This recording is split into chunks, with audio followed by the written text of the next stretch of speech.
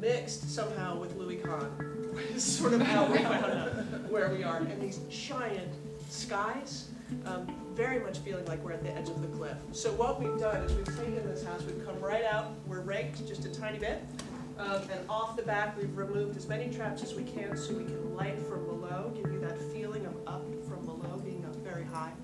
There's a cyc, and the cyc has a glass sculpture on it. It's sort of a fractured glass vortex, I suppose would be the best way to see it.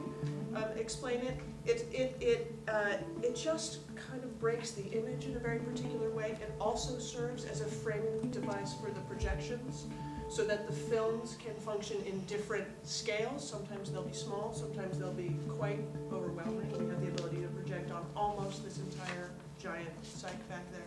The furniture, Chippendale chairs, an old worn exterior. They've been outside a long time, an old leather chaise that's broken down, and that's it.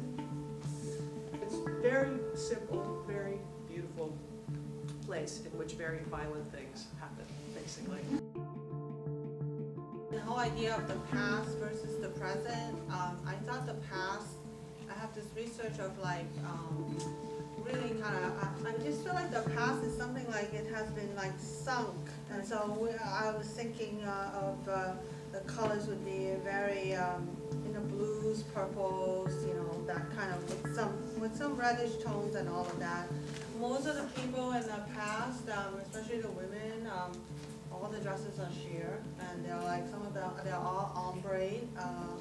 Custom woven chiffon. And with the Minotaur, it's like, how do we not have, figure out not to have stuffed animal on stage, So, I've been able to do a lot of work certainly in the first workshop, and then that got carried over to the second. So this is very exciting for me because we sort of had a leg up on being able to play with sounds and all that. And sort of in a couple of quick words, the idea of, Emily and I talked a lot about the different periods that occur within the play, the past, the present, and the dead. And so the idea of working with skin and guts and bone always sort of resonated for me. So there's a fair amount of percussion in the score. There's a fair amount of involving the past, a lot of old instruments like dulcimers and percussion involved with that as well. And then and now the idea of a piano, a delicate instrument, but an instrument that can also be smashed. And also the idea of bone is actually related to Ariadne and these bones that she carries around. And the one show and tell, I'll give you, it's just arrived here and it's really exciting. So this is a real ostrich bone that is also a flute.